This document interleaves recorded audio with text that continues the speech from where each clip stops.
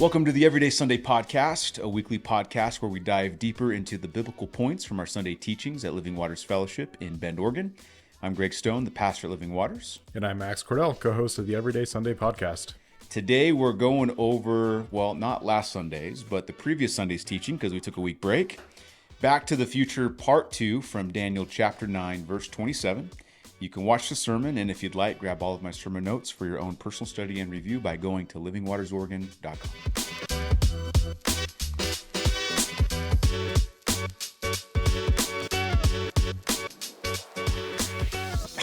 So it smells like mud in here. Yeah.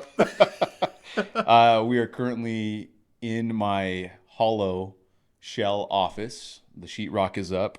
The mudding is complete. I did a little mudding before Max came over, and I don't know if you can get high off of the smell of compound. So if This will be a record. if the episode gets a little iffy towards the end, you'll know why. We're definitely on fumes in here, and we can't open the window because it'll be so loud you won't be able to. That's true. You'll get all kinds of noises. So this should be fun. So tell me something new, Max. Been some interesting things in the news lately. I saw something local. There's a couple of people in Bend that are banding together to try and buy Mount Bachelor. It's being sold by the parent company that owns it right now. Why? Do you know why they're selling it? The theory that I've heard is just that the owner of the company, it was kind of a pet project of his, buying some of these different resorts, and he's looking to move on. That's what I've heard. Not sure if it's the case or not, but yeah. I don't know how anyone could possibly, unless they're just completely sick of it, but Mount Bachelor has got to be continuing to be one of the most profitable sections in this area. It has to be. I'm surprised that they would want to sell it. Yeah. I think, let's see, Powder is the parent company, if I'm remembering right. And they have kind of a main resort somewhere else, and that's where they're putting most of their effort towards. Okay. So tell me about this nonprofit. Do you know anything about it? No, I don't know much about it, but yeah, that's what I heard is one of the ideas that the group has for Mount Bachelor is to turn it into a nonprofit organization, which is interesting, but it could work out really well. When they say nonprofit, do they implement any of their goals or indicate any of their goals as a nonprofit? Like, what would that mean for a ski resort? I haven't heard much lately. I think it's still in the pretty early stages, so I'm not sure if they've put out a statement like that quite yet. Yeah, it'd be pretty nice if it wasn't so expensive to get up there. Yeah. To be honest with you, I think that's one of the reasons why my family and I have never gone up there is because of how expensive it is. And I think when we first moved to Bend, it was decent. It was tolerable. And even then we didn't go. But even now, it's like, no way. It's pricey. No way. I'll have to check out that article. Yeah. Hey, so if maybe we should band together as Living Waters, we'll buy Mount Bachelor. Mount Bachelor. We'll call it and we'll rename it. We'll rename it Mount Zion. Mount. What do you think? I'm not going to say anything. Do you think everyone would be willing to make a drive out there every Sunday morning, get up Mount Zion? The Sunday trek, or Yeah. what would you call it? Yeah, and Sunday then during the wintertime, we can sled back down to our cars. I was going to say we could have a bus system that we bring people up to the mountain, but that Sledding. Yeah. Okay. Well, Make hey, it work. if you're interested in helping us buy Mount Bachelor, let us know. I think you're right about the mud. Yeah, I think the mud is taking effect as we speak. I think so. We're gonna be all right. I've been pretty tired today, so that also could be. Maybe I shouldn't blame it on anything. It's been one of those Thursdays. Thursdays are big days. It's like an early morning and then right into Koinonia. So, hey, you never know what could happen on this podcast, especially when you have external matters of breathing in compound that could take effect. Let's see. On another note of something interesting I heard, ICR, which is the Institute of Creation Research, the organization that was founded by Henry Morris, they released a new article recently talking about some really interesting mechanisms in DNA. In DNA is separated into these different sections called codons. Okay. And for a long time, scientists thought that some of the codons were redundant, meaning they were duplicates. They weren't necessary. They were left over from evolution, that kind of thing. Okay. But what the Institute found is that they're actually a form of error correction for DNA. And so when something mutates in the DNA, when it gets damaged, it uses those extra codons to repair it. Okay, so now I've learned from DNA that there's already like this little thing that will come in and kind of correct things. Is this something in addition to that? I mean, that's very vague of me, but perhaps you know what I'm talking about. I think it is in addition to that, but I'm not sure. I don't understand it super well. I just kind of glanced over the article and found it interesting. Yeah. But so it could be in addition to that. Have you ever read how it's the same with animals as it is with humans, that we're actually losing information with each generation? So that's what's funny about evolution is this concept that we are evolving and gaining information about our surroundings. And in some respects, like micro adaptation is obviously true. We see that happen. But there's no such thing as DNA actually getting more expansive. It's actually losing. And I don't know if it's, I think it is DNA. It's losing information with each generation. And you can see this with the animal kingdom as well as with humans, which kind of almost in and of itself debunks the idea of macro evolution, that you can leap from a monkey to a human over so many, that's why you don't, they're always looking for the missing link. Yep. And it almost sounds so cliche and boring to even talk about it anymore. But have you noticed also that it's no longer even the theory of evolution? They just say it's the evolution. People just, they don't even call it a theory anymore. I mean, it's still technically a theory. Yeah. But they just don't even use that anymore. They just presume it to be true. I'm going to call it the presumption of evolution. I like that. The presumption of evolution. Start using that with my kids. Oh, there they go. The presumption of evolution, which is worse than a theory. It's amazing to me. Yeah. Yeah, I'll have to check out that article. You'll have to send it to me. Yeah, they have a whole bunch of interesting stuff. I haven't been on ICR's stuff in a long time. Usually when I'm in Genesis or on a creation kick, I'll be doing Answers in Genesis, ICR. But I haven't in a while, except that season I just recently watched. A couple of nights ago, we watched a History Channel thing on Noah's Ark. It was all very anti-biblical in terms of, they never gave the Bible the benefit of the doubt, but they're looking for Noah's Ark and the pieces. Okay. But so we were kind of on YouTube looking up Answers in Genesis, answers to the questions that critics have against Noah's Ark and things like that. So I'm really familiar with Henry Morris, at least his commentaries, but beyond that, I mean, I have a few science books from him that are really, they're deep and super intellectual. And Genesis record those are the commentaries. I'm talking about, he has actual science books. Gotcha. Okay. That are, I mean, unless you speak science, and I'm talking like legit science, words you've never even seen before, you can't read the book. I mean, this guy's a genius. So it's amazing that he wrote at least two commentaries. Genesis record, the Revelation record, which, hey, I recommend the Revelation record since we're going through the book of Revelation. That's a good if you want to hear the book of Revelation from a scientist. Now, that being said, I disagree with Henry Morris a lot on the Revelation record. Interesting. Not so much on the Genesis record. He does a fantastic job with Genesis. But he takes the book of Revelation too literal to the point that he clearly takes things out of context. So, he lets his own scientific methods get in the way. But, we jumped from ICR to Henry Morris to the Revelation record. Yeah. So, there's a perfect segue into talking about Back to the Future. That is part 2. But first, we have a few updates. You want to hit us with the first one, Max? First one, Treasure Seekers Bible Camp is coming up. That's coming up on Saturday, September 28th. I'm sure there'll be more details coming out about that location and such at church. And so that's something to look forward to. 15th, not this Sunday, but the Sunday after this Sunday, will be baptisms. Those are going to also be after church. Is there a method for signing up for those, or? They just have to come to me directly, or they can text baptism to our church number. But I think we pretty much have everybody that's going to be baptized already signed up. So awesome. Just really want to encourage the body of Christ to come be a part of that. Lunch will be provided. It'll be right after church, a week from this Sunday, as Max said. So don't miss it. Baptisms are special. It's one of the two ordinances that Christ gave us. The first, of course, is communion, and the second is baptism. So we celebrate it, and it's a great day. So it's going to be a good time. Yeah, looking forward to it. Just a heads up, so this week we're going to be covering Daniel 9. We missed that last week, and so we're going to be doing that this week. And next week we're going to cover both sermons in Matthew 24, the Olivet Discourse. So looking forward to that as well. Yeah, next week could be like a 3-hour podcast because that is a huge chapter.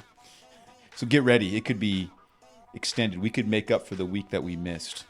What do you think? You're not in for that? No, let's do it. You want to do it? Yeah, could you even survive 3 hours? Could you do it?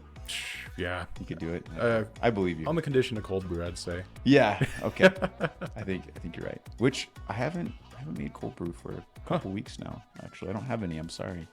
I would have offered that to you actually if I had it, but I don't have any. Okay, so we are today in Daniel chapter 9, verse 27. Again, this is the teaching from 2 weeks ago. Back to the Future, part 2. We've been looking at the 70 weeks of Daniel. And in particular, in this teaching, we looked at verse 27, which is about the final week of Daniel. I'm going to go ahead and read that text, and I'll give you the outline that we went through as a reminder. And then we'll dive into a discussion about it. So it says, then he, that is referring to the ruler to come, who is the antichrist, he shall establish, shall confirm, shall strengthen, it's another way to translate it, a covenant with many, that's Israel for 1 week. But in the middle of the week, 3.5 years in, he shall bring an end to sacrifice and offering. And on the wing of abomination shall be one who makes desolate, even until the consummation which is determined and is poured out on the desolate.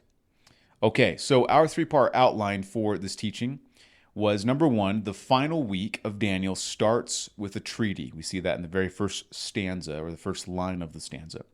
Second, we learn that the final week climaxes in the middle with what would seem to be a war, not just with Israel, but perhaps with other nations, as we're going to talk about. And then the final week ends, of course, with God's judgment, which we got more clarity on from this last Sunday, Jesus talking about his second coming. So as we're jumping into this, I have a question. You've called this the final week and also the 70th week. Why do we call it that? What is the reasoning behind that? If you go back to verse 24 of Daniel chapter 9, it says that 70 weeks are determined for your people, that's Daniel's people, Israel, and for your holy city, which is Jerusalem. As we've learned also, it's really technically in Hebrew 70 sets of 7 years, which is 490 years. But because of the New King James and the King James translation of calling those each 7-year period a week, we call it the weeks of Daniel, the 70 weeks of Daniel. Well, we already know that we went through the first 69 weeks in verses 24 through 26, and so 27, verse 27, gives us the final week, and even says that. He shall confirm a covenant with many for 1 week. Daniel's 70th week, his final week. And it's not really Daniel's, though, is it? Because Daniel is actually the one receiving the interpretation of this dream. Right. So we call it Daniel's 70th week, but really it is, let's see here, I think it's Gabriel. Yeah, so back up in Daniel chapter 9, verse 21, Daniel says, I was speaking in prayer, and the man Gabriel, whom I'd seen in the vision at the beginning, so this is the angel Gabriel, the same angel that spoke to Mary and said, you're going to conceive and bear the Messiah, right? So the same messenger angel is the one who gives Daniel the understanding of this vision. So it really should be the 70th week of Gabriel, or maybe more technically, the 70th week of God and God's plan for Israel. But in an abbreviated form, we call it Daniel's 70th week. And just so there's no confusion, this 70th week is the tribulation that we're looking forward to. It is, yeah. And I think that that's confirmed by Jesus when he references this prophecy in Matthew 24. He says, when you see the abomination of desolation spoken of by Daniel the prophet, well, he's very specifically referring back to Daniel chapter 9, verse 27, and Daniel chapter 12. Let me see if I can turn that and find that exact verse. Daniel chapter 12, verse 11 says, and from that time that the daily sacrifice is taken away and the abomination of desolation is set up. So he's referring to two sections in Daniel. So the fact that Jesus is referring to this event as still yet future in Matthew 24, and of course it's called the 70th week of Daniel, and it lines up with the 7 years of the book of Revelation. It's like, I mean, there's just really no argument. You'd have a harder time arguing that it's not the 7-year tribulation than you would. So yeah, absolutely, the 7-year tribulation that is going to come upon the face of the whole earth, as Jesus said in Revelation 3, verse 10. So I've got one more question before we kind of jump into and dissect this last week. Okay. So we have the 70 weeks of Daniel, and the first 69 weeks take place up till Christ's first coming, right? That's right, yeah. So why is there this gap between those first 69 weeks and this last week? Yeah, I think that gap is an intermission that no one saw coming. It is the church age. It's the present age. So the reason why it's there, only God knows. It's God's predetermined time. Just like Paul said, and Peter and the other apostles, the church age was a mystery concealed in the Old Testament, but revealed in the New Testament. And Jesus said he would build his church. Now, what we do know from the prophecy of Daniel is that there would be some sort of starting and stopping and starting point again, because the 69 weeks, it says it would end with the cutting off of the Messiah. And that's like all it says. So we know that the 69 weeks are up when the Messiah is executed. And then we know that the 70th week does not start until this ruler to come confirms a covenant. So the language in Daniel naturally lends itself to an intermission. It's just that there's really no way to have expounded on that intermission until Christ rose again. Or really, actually, until Christ gave the Olivet Discourse and then rose again and then revealed to his apostles that essentially until the fullness of the Gentiles comes in, which I think is this intermission between Daniel 9:26 and 9:27. Okay. Until that time. So, I think the reason why there's an intermission is God's plan to save the Gentiles. That seems to be Paul's point in Romans 11. And then he's going to focus on Israel for one more final 7-year period in which he will finally bring the nation corporately to salvation in himself, which is going to be quite a scene. And they're going to believe in their Messiah, and then he's going to fulfill all of the remaining promises that he has to Israel, such as having them in the land, having them securely, and essentially making Israel the epicenter of the world once again. I mean, it's already the epicenter of the world, but the epicenter of the world in a really good way, that sovereignty will come out of Israel as it once did in King David's time. Yeah. Okay. That's a good question, though. I like that. Is why, why is there's this gap? And it seems to be because God loves you and me, Max. Because if there wasn't a gap, there would have been no real opportunity or rescue for Gentiles other than small exceptions like Rahab and Ruth and other Gentiles that we see follow Israel. This really is the time that God has in his merciful plan decided to come for the Gentiles. In fact, actually, this reminds me, this is a realization that not even the apostles really began having until Acts chapter 10. And Peter he's sitting, it looks like he's essentially hanging out, taking a power nap on the roof of the home of another man named Simon the Tanner. And he's interrupted in his power nap, and he has this vision, this dream from the Lord about this sheet coming down out of heaven. Have you read this story before? It's really awesome. And there's these different unclean animals, and Jesus tells Peter, "Rise, kill, and eat." And Peter says, "No, Lord, I've never eaten anything unclean." And then Jesus tells Peter, "Do not call unclean what I have cleansed." Interesting. And so this trance that Peter was in, this vision that Peter had, kind of had a twofold purpose. Number one, it was to tell Peter that Christ would now be sanctifying the Gentiles. And now Peter didn't realize that until a moment later. But secondly, is that essentially all the unclean foods would now be considered clean under the word of God in prayer, as Paul says to Pastor Timothy. And so anyways, Peter gets out of this power nap, and then this man named Cornelius, who's this God-fearing Gentile, had sent two of his servants to bring Peter to himself. And so Peter goes into his home and he eats with them, which is against the law of the Jews. So Peter's breaking a societal barrier there. And as he preaches the gospel, it says the Holy Spirit comes upon Cornelius and all of his household, and they begin speaking in tongues, and then he baptizes them. Wow.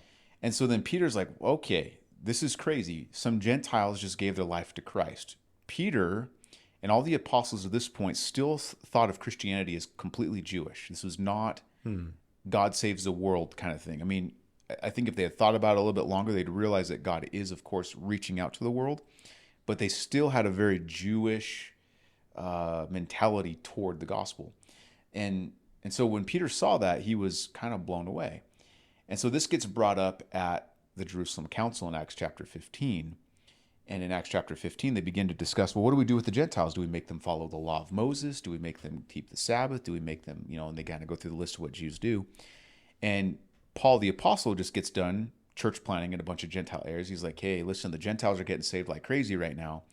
And they all collectively begin to understand that the scriptures meant God is going after the Gentiles during this time. And if you look at it now, you realize the church, the Christian church, the Jewish Messiah's primary followers are Gentiles. Yeah. It's the craziest thing.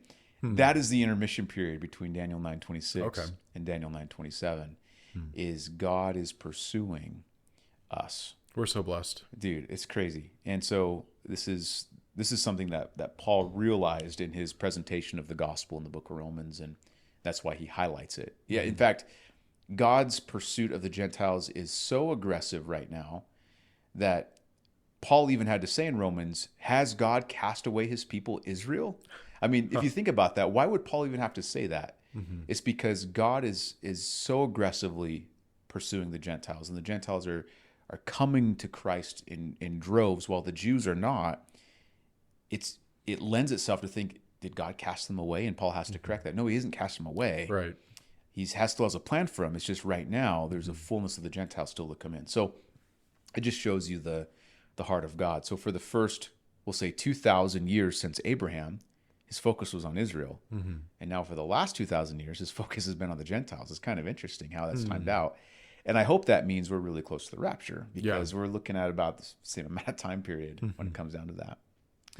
Yeah, that's a great question, though. I haven't really thought about it that way before, but that's pretty sweet. So that paints a pretty good picture leading into the final week of just the context around it. It does. It does. And something we're going to talk about in a couple weeks, not this Sunday, but the next, is there's different viewpoints, of course, on the rapture, and when it comes to those viewpoints, it really comes down to, when does the day of the Lord begin? Does it begin at the beginning of the 7-year tribulation? Does it begin at the Abomination of Desolation, 3.5 years in? Does it begin sometime towards the end? And I'm going to argue that the day of the Lord is the full 7-year period. But one of the reasons for that argument, and the reason why I believe that, is because those 7 years are specifically for God to focus on Israel again. Which means that the Gentile church needs to be taken out of the way so that God can once again implement his discipline upon his people to bring them to Christ. That seems to make so much logical sense if you look at the history of redemption in the Bible. So, it's crazy how it's all lined up. This has all been like this unfolding revelation from Genesis all the way to Revelation. And we get to look at it kind of in hindsight, with the final 7 years still being in the foresight. Oh, man. Revelation is a blast to study in that respect. Yeah, I'm so excited to continue going through it. Yeah. And of course, the verse, this verse in particular, Daniel 9:27, has everything to do with the book of Revelation. I mean, without this prophecy in Daniel 9 and perhaps even Daniel 12, the book of Revelation would feel very obscure, like it was just kind of coming out of nowhere. So this is the foundation of understanding the book of Revelation. I think I said at last podcast that the book of Revelation is really Daniel part 2, or the second book of Daniel, because at the very end of Daniel, check this out. The very end of Daniel chapter 12, verse Oh, what does it say? Where's it at? Verse 9, Daniel chapter 12, verse 9. Daniel's like, he keeps asking questions. Like he wants to know more about what's going to happen. And the angel says to him, shut up. That's my translation. But he says, go your way, Daniel, for the words are closed and sealed up till the end of time. Many shall be purified, made white, refined. The wicked shall do wickedly, and none of the wicked shall understand, but the wise shall understand. And then verse 13, but go your way till the end, for you shall rest and will arise to your inheritance at the end of the days. So Gabriel tells Daniel, hey, listen, the prophecy, it's not done yet, but you don't get to know any more about it. It's sealed until the time of the end. Well, who got to unseal it? John. Yep. Right? The revelation was given to John about from Jesus, right? So, quick question. Sealing up, this isn't the little book that John asks who can open, is it? I think it is. You think it is? Okay. I think it is. Okay. Yeah. So, for context to our listeners, Revelation chapter 10 tells us that John was given a little book from an angel and said that it would be sweet to his mouth and bitter to his stomach. But what's interesting is that this angel matches the exact description of the angel found in Daniel. It says he has his hands raised to heaven. He has a book. He has a prophecy. And this same angel says to Daniel, shut up the words. But then in Revelation chapter 10, this angel tells John, you must prophesy again about many tongues, tribes, nations, and things like that. So I think that Revelation 10, in many respects, is a continuation of the prophecy of Daniel that Daniel got closed out from, and then John got to continue to reveal. Okay, So interesting. if you want a really interesting Bible study, read Daniel chapter 12, and then go read Revelation chapter 10. Hey, let me verify that's Revelation chapter 10. I'm doing this from memory in my outline in my brain. Yeah, it is Revelation chapter 10, verses 1 through 7. And I mean, it even says this. I mean, okay, we're just going off the cuff here. We're like completely off the chain right now. I lied, not a quick question. But Revelation chapter 10, verse 7 says, but in the days of the sounding of the seventh angel, when he is about to sound, the mystery of God would be finished, as he declared to his servants, the prophets, going back to, Daniel and things like that. But the mystery of God would be finished. And that's what's the mystery of God? It's this prophecy that was a mystery in completion to Daniel, but is being revealed to the church and also to the nation of Israel, as especially when the tribulation actually takes place, they're going to understand the book of Revelation like never before, because they're going to be seeing it take place in front of their eyes, and it'll become history rather than prophecy. What a thought. I mean, think about that. We can go back to Isaiah 53 and we can say, that's obviously about Jesus' crucifixion. It's a prophecy about Jesus' crucifixion. How could they miss this? But it's so hard to see things in foresight, isn't it? Like, it's so hard to, we got the details, but we can't really envision truly what this is going to be like until it's hindsight. Yep. And so we can look at Isaiah 53 in hindsight. We can look at the first 69 weeks of Daniel in hindsight and say, wow, this is exactly how Daniel said it's going to go down. We can trust that even though it's still kind of vague, we still can't fully see what it's all going to take place. One day it will be hindsight. It's going to be like, whoa, okay, wow, it's going to be fulfilled to the T beyond what we even realize at this point. I mean, there's going to be things in the text that, like when it says in Isaiah 53 that he would be pierced for our transgressions, no one in Isaiah's time would recognize that was referring to Jesus being crucified on a cross. Right.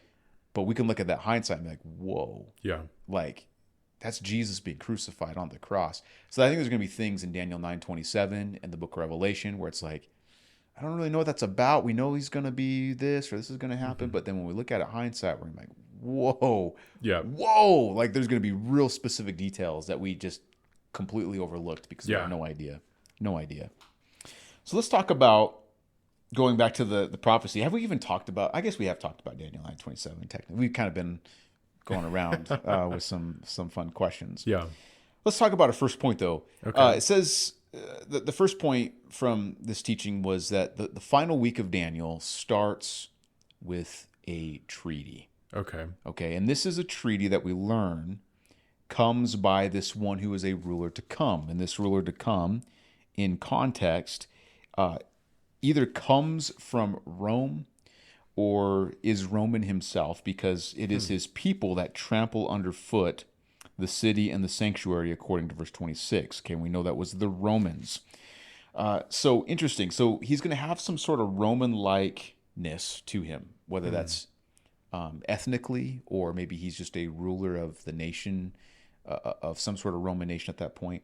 When he is revealed, it'll be clear what that tie is to Rome.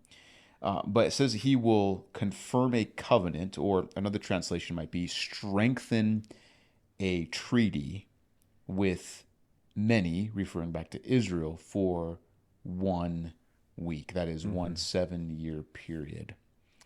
And this is where the final week of Daniel comes in. As soon as this covenant is confirmed, the final countdown begins, man. Yeah. You can just hear the music. The 7 years. And then you know it's going to be over. The final 7 years of history. Yeah. It starts with this. Now, this is a pretty interesting thing to think about, because it is extremely difficult for any person to make a covenant with Israel right now. Right. And not because Israel's not willing to make covenants, it's because nations are not willing to make covenants with Israel. I mean, the United States has been one of the only nations, if not the only nation, willing to truly sit down and make covenants and become an ally with Israel. I mean, with the exception of lately under our current presidency. But so, yeah, go ahead. What do you mean exactly by make covenants with Israel? Well, like, for instance, you see that Israel is one of our top allies. And so in order to be an ally with them, we have many treaties with them. We share economics with them. We share military equipment with them. We will protect them. We are on their side, even though it doesn't feel like you can tell right now, according to politics. But on paper, we are on their side. Right. But generally, the world is not that way toward Israel, right? The world is always leaning toward anti-Semitism. And it's clearly demonic and satanic. But there's going to be this ruler, an actual political leader whom the world respects, that's going to go out of his way, maybe even against his own popularity, to make a treaty with these people. Now, what's interesting is that the text doesn't tell us what this treaty is about. Okay. That was going to be my next question. Yeah. We have no idea what this is going to be about. Now, we can only theorize. Here's you want to hear my hairball theory on it? Absolutely. Okay. This is all with Greg. Plenty of grains of salt. Yeah. This is not biblical, though it could be. Okay. If you look at the context, right? Israel clearly has a temple at this point. They're sacrificing. They're doing offerings. At least they are by the middle point. You would imagine the chaos that the rapture would bring to the world. Now, there are Christians in every nation, but the Jewish nation is primarily non-Christian, which is interesting. So they're going to be a nation that's almost still fully intact at the time of the rapture, whereas every other nation will have lost a huge amount of people. And will go into economical crisis. And there'll be war, and there'll be chaos, and there'll be fight for territory. I mean, it's gonna bring out the primitiveness of mankind. So I think there's going to be all this chaos right after the rapture, and this treaty has something to do with Israel coming into a position of authority again over the world. It's a false sense, though, of authority. It's not the authority that Jesus is going to give them when he finally rules and reigns. And I think that the treaty has something to do with that. It has something to do with Israel creating peace, using because they're incredible people. I mean, their military is incredible.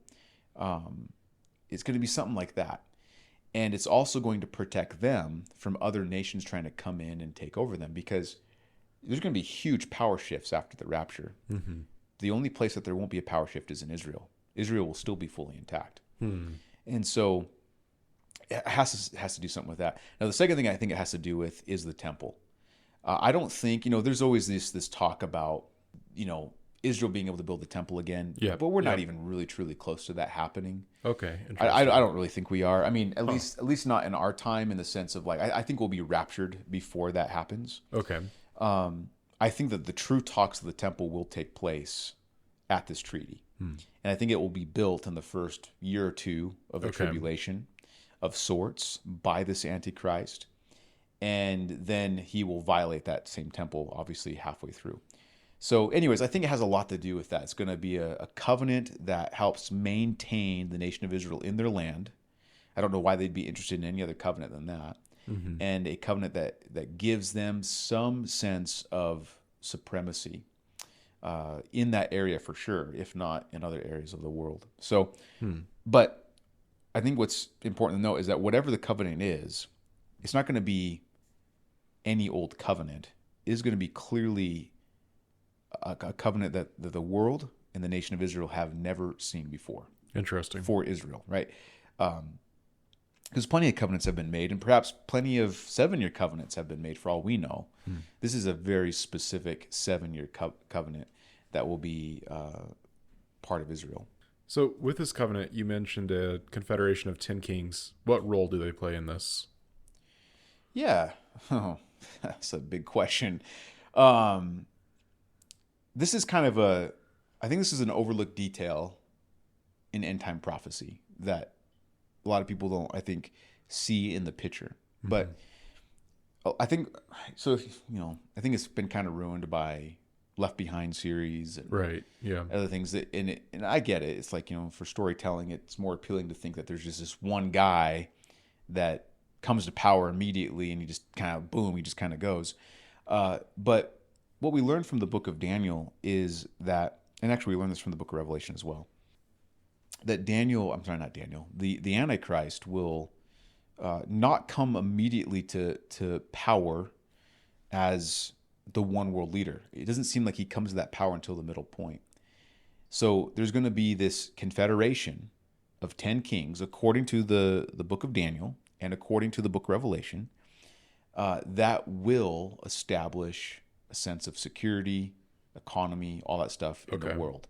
Now, the only reason, and I think we brought this up in the last podcast, the only reason why the world would need a confederation, a new confederation of 10 kings, to do this is if the world went into some sort of crisis, right? Not just a country or a continent, but a world. And the only way I think a world could go into this kind of crisis is a rapture. I mean, that just makes so much sense to me.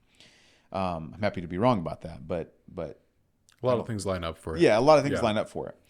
And so Daniel, let me go back on my notes here. I can't remember which chapters it is, but here it is. Okay, yes, Daniel chapter 7. Daniel chapter 7, verse 23, it tells us that the fourth beast shall be a fourth kingdom on the earth, which shall be different from all other kingdoms, and shall devour the whole earth, and trample it, and break it in pieces. All right, so notice this. It's not the Antichrist, it is the kingdom, this fourth kingdom that's going to devour the whole earth, right? And notice verse 24 of Daniel chapter 7, it says, then 10 horns, or the 10 horns are 10 kings who shall arise from this kingdom, right? So this kingdom will be operated with a confederation of 10 kings. They seem to be co-equal, as it were. But then the prophecy goes on and tells us, and another shall arise after them. He shall be different from the first ones and shall subdue, and I think that means kill, 3 kings. He shall speak pompous words against the Most High, shall persecute the saints of the Most High, and shall intend to change times and law. So it shows you this person, how does he have the ability to change times and law unless he is at the top now? Right? So you have this confederation of 10 kings. Maybe, I can't tell if he's one of the 10 or if he's an 11th. It's not really clear in the text. I can't tell if the English is just off.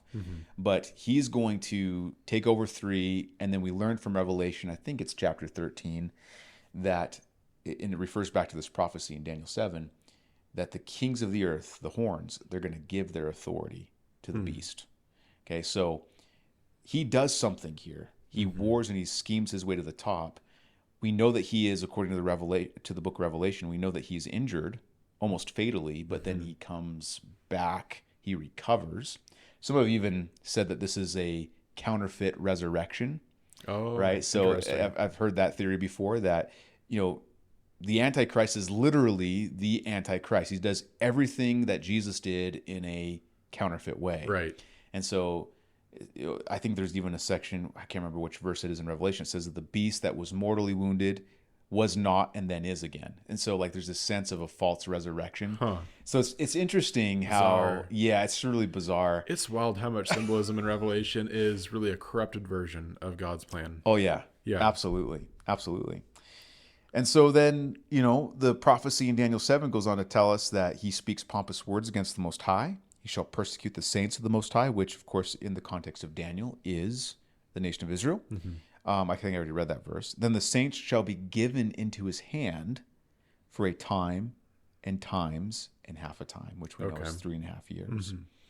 And then the prophecy goes on to say that he will eventually be destroyed. So this is where the Confederation of 10 Kings come in. I think that the first 3.5 years of the tribulation, the primary focus is this confederation. However, it's not that the Antichrist won't be there. He will be there because he's the one that confirms this covenant with Israel for 7 years. So he will be some man in power, probably respected in a sense, but does not take full control and full power, it would seem, until 3.5 years in. Interesting. And then that's when he goes after the Jews with all of his might. I'm getting a notification. Oh, no. I'm not lying this time. Seriously? An audio unit plugin reported a problem which might cause the system to become unstable. Please quit and restart Logic Pro. Uh-oh. Real quick.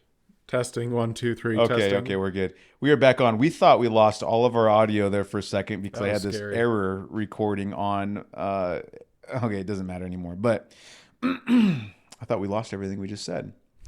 We're safe. Yes. We're safe. Okay, so let's talk about the middle of the week, the climax. And I brought up that from what I could tell, according to Scripture, there are 6 moves that this Antichrist will make to rise to power. We learn that in the middle of the week, it says in Daniel 9:27 that, which would be 3.5 years in, right? He shall bring an end to sacrifice and offering, and on the wing of abominations shall be one who makes desolate, even until the consummation which is determined is poured out on the desolate. I think the New Living Translation says it very much easier to understand. The ruler will make a treaty with the people for a period of 1 set of 7, but after half this time he will put an end to sacrifice and offerings. And as a climax to all of his terrible deeds, he will set up a sacrilegious object that causes desecration until the fate decreed for this defiler is finally poured out on him. All right, so something terrible takes place in the middle of this tribulation. And we learn, at least from Daniel chapter 9, verse 27, that the key indicator is that he is going to end the Jewish worship practices in the temple. Now, this is significant because it indicates that the Antichrist has some sort of authority to do this. If you think about it, right? How would he be able to stop sacrifices and offerings in the temple unless he had some position on the political board of Israel? Okay. He is somehow in cahoots. This treaty with Israel that starts out in verse 27 is not just a treaty perhaps with the world. It might be a specific treaty with him. Like, hey, let me come on your board for 7 years. I will make you guys the best nation in the world. I mean, it kind of gives you some idea. Yeah. But he is given some authority, because why would the Jews just say, hey, screw off, dude? Like, leave our temple alone. Well, he clearly has the authority. The Antichrist, he's posing himself as the Messiah to them, right? Well, I think that's a common misconception, actually. Oh, okay. I don't think he is posing himself as the Messiah. Huh. There's no indicator that he is presenting himself as a Messiah to them. Huh. I think that is an implication that has been exaggerated and popularized, again, by by movies and by theologians and Bible teachers. And it's possible that he will present himself that way. But here's the thing. It seems very clear that this Antichrist is not Jewish. So there's no way he could be the Messiah. Okay. And so I first started to like unravel this implication. Yeah. A few years ago. I was like, why do we say that he is going to go be their false Messiah? Now, I still use that term. I think that they think of him as a Messiah in a sense, just not the Jewish Messiah. Gotcha. But people have said, no, he's presenting himself as the Messiah of the Jews, and the Jews won't buy that. I don't think so. I don't think he's Jewish.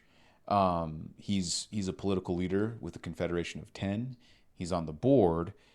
He does some things with them, like he helps them build the temple, it would seem. But I don't think that he actually comes out and says, I am your Messiah. Okay. And that would also make sense as to why, if he calls himself God in the most holy place, well, how would Israel, if they truly believed he was their Messiah, then they would be okay with that. If you think about it, right? Yeah. At least in some respects. But what he does is he defies the God of Israel in the temple. So yeah, I think there's going to be. I think this treaty is primarily political, not religious. Okay. And has nothing to do with the Jewish religion in itself. But I do think he is on their board as a nation. Gotcha. Right? He is in some sort of position of power. But that being said, if you kind of scrape the book of Daniel for details, you learn that there's 6 moves, including this one about bringing an end to sacrifice and offering. The first, of course, is that he rises to power as a sovereign world leader. We just talked about that. He connives his way, kills 3 kings. But then second, we also know from Revelation chapter 12 and also 2 Thessalonians chapter 2 that he becomes almost supernatural. He becomes possessed by Satan, and he's able then to perform miraculous signs and wonders. And so that's something. That's something to think about. Yeah. We also know, and this is something that not a lot of people realize, is that he will move his newfound authority from Europe into the land of Israel. Okay. So we know from Daniel chapter 11 that he is warring and he is going to battle against all these other nations. Okay. And he's going to win. It says he's going to overwhelm them and he's going to pass through them. Okay, is what it says in Daniel chapter 11, verse 40. And then hear this. He shall also enter the glorious land, it says. And many countries shall be overthrown, but they shall escape from his hand. And here's what it says next, verse 45. He shall plant his tents of his palace between the seas, which would be the Mediterranean Sea and perhaps the Dead Sea. Okay. Which would be south, or at least west, and the glorious holy mountain, which is Mount Zion, or what we call Jerusalem. Okay. Yet he shall come to his end and no one will help him. So he clearly, he's taken over Israel. Yep. Now, it would seem that before he makes an end to sacrifice and offerings, he has to come take over Israel first. So he seems to do this with the military power. Okay. The fourth move of the Antichrist, which is, again, found here in our verse, is that he makes an end to sacrifice and offering, and then he sets up an abomination in the most holy place. When it says on the wing of abominations, right?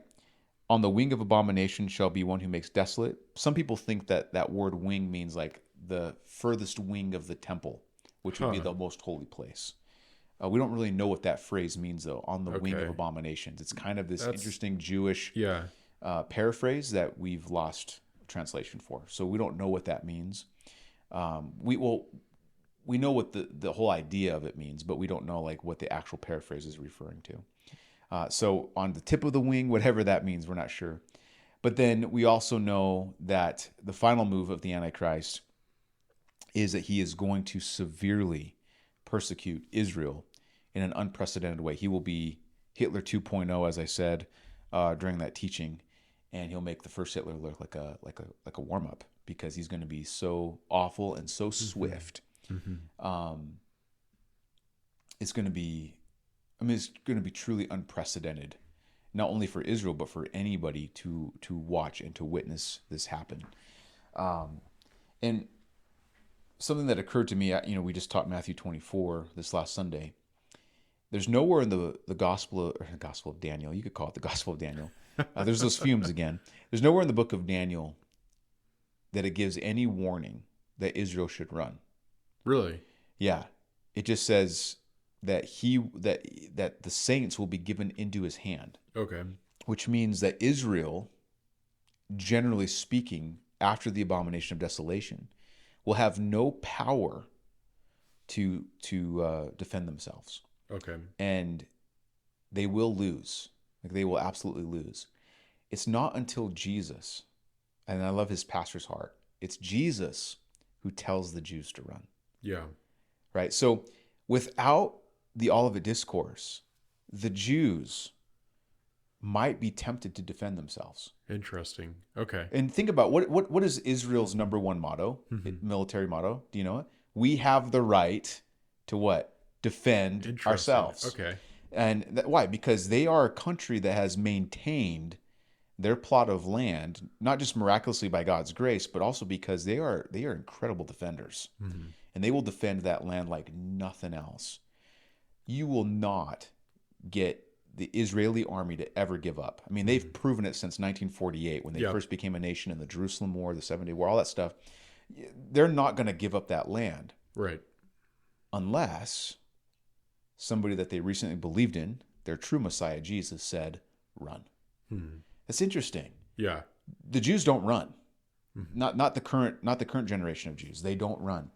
And so if it was just left to the book of Daniel, it's possible that the Jewish people would just fight until they would be completely annihilated. Huh.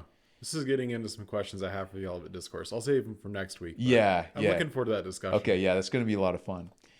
So, I don't know, I love this about Jesus because it is because of Jesus that the Jews will run. And when we know now that they will run, because then the book of Revelation actually prophesies that they will run in Revelation chapter 12. And so while they'll be given over into the hand of the Antichrist, only if they stay and defend, not if they listen to the words of Jesus. Okay. And I think that them running to the wilderness is an act of faith in the Messiah. I think that is when Israel gets saved. Huh. Very similar to in the Old Testament when the Jews were said, hey, go march around Jericho.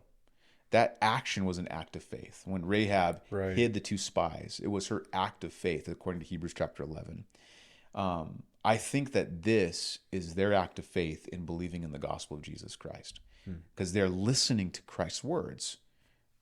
A person that they despise currently, they listen to his words, they run, and he will protect them in the wilderness for 3.5 years. It's unreal that we're talking about this and it hasn't happened yet. It is so bizarre. So bizarre. It hasn't happened yet. Yeah. It's just, I mean, it makes you feel like Jeremiah or Daniel or Ezekiel, who prophesy of things to come. Hasn't happened yet, but it will happen. Like, we're talking about something that's going to happen ahead of time. Maybe one day someone's going to listen to this podcast during the 7-year tribulation and be like, holy cow, this is happening. That's a crazy thought. Yeah. And I can't tell you, man, pretty nuts. Yeah. So the final week ends with a consummation, which is determined. What is that? Yeah. So again, the New King James, I even have a hard time understanding its meaning when I just read it from the New King James, even until the consummation, which is determined, is poured out on the desolate. So again, I really do like the New Living Translation. Even until the consummation, and the consummation is the end, the final end of something, which is determined, is poured out, until the fate decreed for this defiler is finally poured out on him. So this consummation, which means that the Antichrist has done everything he possibly can in the 7 years that God allows him to do it, through Satan's empowerment, of course. And so what this prophecy is saying is that this abomination will continue until this desolator is destroyed. Okay, essentially, it is consumed. And just like Jesus says in Matthew 24:22, unless those days were shortened, no flesh would be saved. Okay, and so this is God shortening the days. Clearly, the Antichrist and Satan have a plan to rule forever at this point. Right. God is going to cut that short. It's only going to be 3.5 years. And we learn from Revelation chapter 19 that the Antichrist and his false prophet whom we don't know who that is at this point, but it says that God will throw them alive into the lake of fire. He's not even going to kill them. He's just going to throw them straight in. Wow. I mean, if we're taking the book of Revelation at face value, it's possible that he will kill them, and it's just a figure of speech. But so this is what happens at this consummation, even until the consummation, and I'll insert, which is when Jesus comes back at his second coming, takes a hold of the antichrist and the false prophet, and throws them into the lake of fire, and then binds Satan in hell for 1,000 years. Okay. Then everything's going to change. Okay. Then everything's going to change. And is that also referred to as the Battle of Gog and Magog? Actually, no. Okay. Yeah. So that's a question. So there's two battle of Gog and Magogs in Scripture. There's one in Ezekiel that was future for Ezekiel, but has passed, and that has to do with the Russian nations of the time. It wasn't Russia then, of course. But the battle of Gog and Magog in the book of Revelation is the battle that takes place after the millennium. Okay. So if you can believe this, Satan is bound for 1,000 years, according to Revelation chapter 19, Revelation chapter 20. During that 1,000 years is the millennial reign of Christ. Now, during that millennial reign, we will be ruling and reigning with Christ. And the Jewish people will have believed in the Messiah, okay, all the stuff that we know so far. But the world will begin to repopulate during that time with sinners still. Right. Okay? The final resurrection has not yet taken place. And so the world will grow in population, much like it did in the time of Noah, the time of Abraham. And people will still choose to reject Jesus, even though he'll be ruling and reigning physically on the throne in Jerusalem. And so as a consummation, speaking of that word, as a consummation of ending the 1,000-year reign and bringing an end to all world history, God is going to release Satan from hell one final time and give him the opportunity to go deceive the nations. Okay? This is very similar to God giving Satan the opportunity to go into the Garden of Eden and tempt Eve. It's the same thing. Okay. It's he's giving everybody in the world at that point in time, in a perfect world, he's giving everyone at that point in time an opportunity to choose, who are you going to follow? You're going to listen to God, or you're going to listen to Satan? Satan's going to deceive those nations, and they're going to develop an army and come up against Jerusalem. Again, this is all found in Revelation chapter 20 and maybe 21. That's known as the Battle of Gog and Magog. Okay. So this battle, they're coming against Jerusalem, against Jesus. And here's the interesting part. Jesus fought the battle at his second coming in Revelation 19. He doesn't fight in this battle. Oh, really? It says that God rains down fire and brimstone upon all the armies, and they're just destroyed. There's not even a battle. It just ends. God's like, I'm done. You guys made your choice. We're not even going to do anything about it. We're not going to have any battles. It's not going to be any fun for you guys. I'm just going to destroy you. We're going to call it good. You made your decision. Boom, right? And then the great white throne judgment takes place. Okay. Something that I'm going to do, not this Sunday, but the following, when I go through 1 Thessalonians 4, talk about the rapture. I'm going to argue for pre-tribulationalism. I'm also, during that sermon, going to give a more clear timeline of when all these things takes place. Okay. Right? So I want to talk about, where we're currently at in the church age, rapture, the 7-year tribulation, second coming of Christ, and the 1,000-year millennial reign of Christ, and the battle of Gog and Magog, then the great white throne judgment, and then eternity forever after, where there's new adventures and new epics that the Lord's going to have us live through. It's going to be pretty amazing. So anyway, that's the second coming of Christ is not the battle of Gog and Magog. That's the battle of Armageddon, or of Megiddo. It takes place in the valley of Megiddo. Okay, interesting. And as we will talk probably more about in our podcast next week, it's a bloody battle. Yeah. I mean, Isaiah 63 tells us that the Messiah, he comes out of Bozrah. This is the same area as the valley of Megiddo. It says his robes are drenched in blood.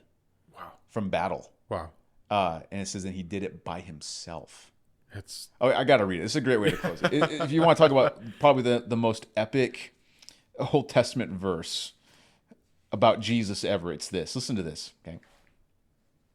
Again, this is a prophecy about the Messiah, okay? Who is this who comes from Edom with dyed garments from Bozrah, this one who is glorious in his apparel, traveling in the greatness of his strength? I who speak in righteousness, mighty to save. That's the Messiah speaking. Why is your apparel red, and your garments like one who treads the winepress. And then here's the Messiah speaking again. I have trodden the winepress alone, and from the peoples no one was with me, for I have trodden them in my anger and trampled them in my fury. Their blood is sprinkled upon my garments, and I have stained all of my robes, for the day of vengeance is in my heart, and the year of my redeemed has come. That's intense. It's like, makes me want to go get my sword. Yeah. It's pretty sweet. What does it? Give place to wrath for the Lord? That's right. Yeah. Yeah. Let the Lord give place to wrath. Mm-hmm. So, anyways, Christian Bible prophecy is so fascinating. It shows us that there is hope in the end. It also shows us the savage reality of sin. Yeah. What we deserve. Right. You look at, for instance, the prophet Samuel, and he found that King Saul had spared King Agag, of the Amalekites, and King Agag was one of the most wicked people ever. Okay. Right, and it says that the prophet Samuel chopped them into pieces. Wow. He killed them and then he chopped them into pieces. I mean, I can't fathom doing that Yeah. or watching that happen, but it shows this real, like, when there is real sin before the presence of the Lord, and there's truly just immersion in it and unrepentance, we deserve a harsh punishment. We deserve a harsh punishment. Yeah. I mean, I'm thinking about David and Goliath. Yeah. Like, that was gruesome. David was just a kid. I know. Yeah. And so it doesn't end well for the wicked. Yeah. Like Psalms chapter 1 says that the wicked will not stand in the day of judgment. Yeah. It means that literally. I mean, Jesus is going to sweep their legs, and hard. Mm-hmm. And he's not coming back as a gentle lamb like he did the first time. He came as the Lamb of God who takes away the sin of the world, like John the Baptist declared in John 1. But in Revelation 19, he comes as the lion, okay, who slays the sinners of the world. Mm-hmm. That is scary. And there will be a definitive end. And you like it or hate it, it doesn't matter. It's going to happen. Mm-hmm. Jesus is a warrior, and he will destroy his enemies. And this is a time of peace. This is where Christ is calling all to believe in the gospel of the kingdom. And this is a time for you to choose who you're for, right? Just like Joshua said, choose this day whom you will serve, whether of the gods of the Amalekites or the gods of whoever, just pick. But me and my house, we will serve the Lord. You got to serve the true and living God. Amen. Day in and day out. It's the only way for there to be true safety. Well, thanks for listening to the Everyday Sunday podcast. Fun discussion today. I feel like we could have talked about a lot more, but we're going to have to end it here. Hope to see you this Sunday at Living Waters Fellowship. We currently meet at the Boys and Girls Club of Bend, and we start at 10 a.m., and our live stream begins at 10:45 a.m. For more information, teachings, and devotions, you can visit our website at livingwatersoregon.com. Be blessed this week, friends, and as you go out, remember, experience resurrection life in Jesus Christ.